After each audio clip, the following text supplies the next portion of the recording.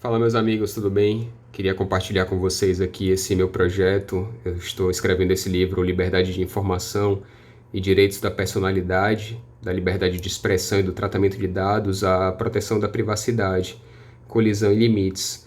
E aqui eu faço uma pesquisa científica sobre justamente a colisão da liberdade de informação em sentido amplo, enquanto o direito de informar, de se informar e de ser informado, e de outro lado, o direito fundamental à privacidade.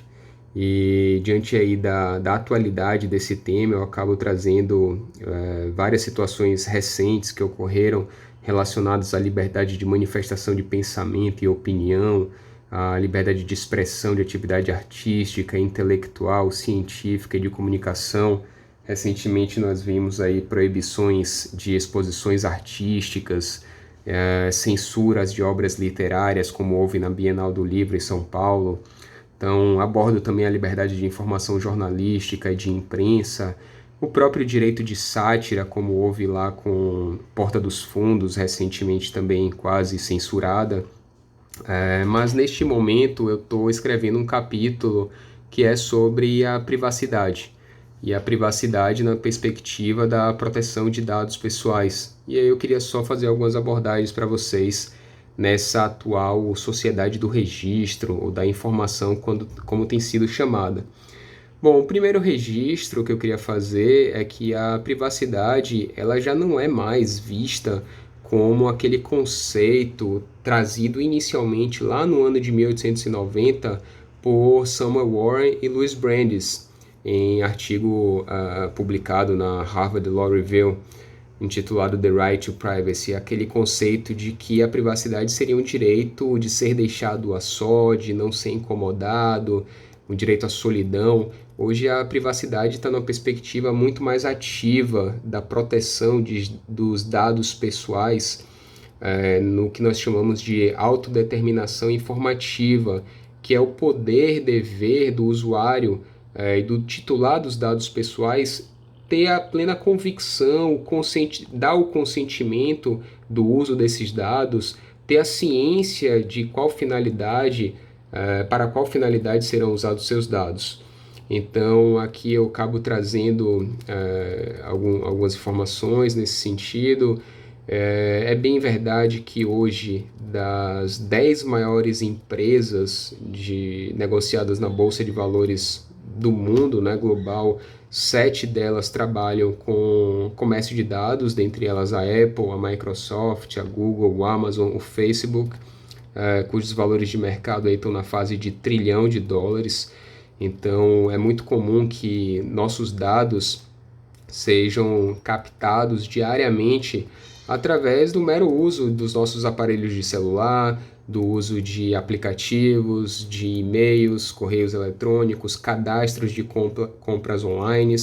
E a partir daí esses dados eles são compartilhados indiscriminadamente nas redes e dentre essas empresas. Portanto, é muito comum se falar hoje que os dados pessoais são o novo petróleo. E essa informação não está de todo equivocada. A gente acaba abordando bastante isso aqui na nossa obra, sobre a necessidade de uma regulação, claro, desse tratamento de dados, que é tanto a coleta quanto o armazenamento e o compartilhamento. Sabemos que na Europa já havia uma regulamentação mais antiga, datada de 95, que era a Diretiva 95/46. Essa diretiva ela acabou sendo substituída pelo Regulamento Geral de Proteção de Dados, o famoso GDPR, hoje vigente na União Europeia, aprovado no ano de 2016, mas cuja vigência só entrou em vigor realmente em 2018. No Brasil, nós tivemos a aprovação da Lei Geral de Proteção de Dados no ano de 2018, cuja vigência estaria a princípio prevista para agora, no mês de agosto deste ano, de 2020, mas já foi prorrogada para 1º de janeiro de 2021, em razão aí da pandemia da Covid-19. Então, nós trouxemos aqui também uma análise, um contraponto daquela corrente que entende que a circulação de dados na internet ela deve ser a mais ampla possível, não deve haver regulamentação, até porque o Estado não teria a capacidade de acompanhar a velocidade da tecnologia. E aí eu cito aqui esse livro, O Homo Deus, de Yuval Noah Harari, acho que uma referência no tema hoje. E acho interessante nessa passagem aqui que ele fala que, apesar de governos e ONGs promoverem debates sobre a reestruturação da internet, não serão capazes de mudá-las, pois, enquanto a desajeitada burocracia governamental fica matutando a respeito de uma regulação cibernética, a internet se metamorfoseou de vez e afirma que a regulação é como um jogador de pôquer, que sabe quais cartas estão na mão do seu oponente, mas mesmo assim consegue perder rodadas seguidas. Então, meus amigos, hoje já se fala inclusive sobre a Carta de Direitos do Avatar. Sabemos que muitas pessoas já são usuárias da chamada Second Life, que nada mais é do que um personagem virtual, mas dotado de inúmeras características que são compradas nesse marketplace através da escolha de cabelo, sapato, moda, joias, armas, negócios, veículos, e se discute muito que em um futuro próximo haverá então a regulamentação de direitos da personalidade desse avatar. Isso eu trago aqui na nossa obra.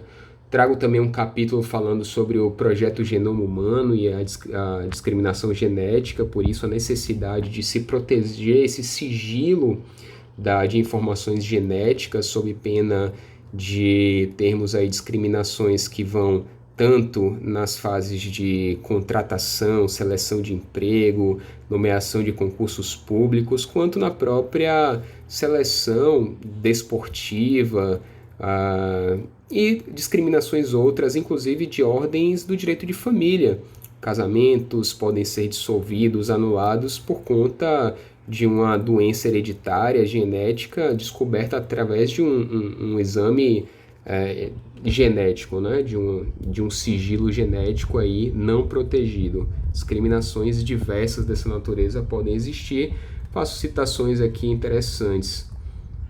Então, meus amigos, no Brasil, como eu falei, temos hoje a LGPD, que é um grande avanço nesse tema. Recentemente, acho que vocês viram aí na pandemia da Covid-19, o governo do estado de São Paulo tem usado dados de operadoras de telefonia móvel para saber a localização do usuário e aferir o percentual de isolamento social. Essa medida foi questionada, inclusive, através de um habeas corpus coletivo no STJ, e no dia 17 de abril de 2020, a ministra Laurita Vaz indeferiu a tutela de urgência, primeiro pela inadequação da via eleita do HC, mas também, sobretudo, pela informação de que, segundo as operadoras, os dados informados ao governo do estado de São Paulo, eles eram anonimizados, portanto, não haveria aí a violação desses dados pessoais. Bom, fala um pouquinho sobre o Marco Civil da Internet e outros pontos mais. Essa era a abordagem que eu queria trazer aqui para vocês um pouquinho hoje. Espero concluir essa obra, publicá-la em breve e disponibilizá-la, ok? Um grande abraço.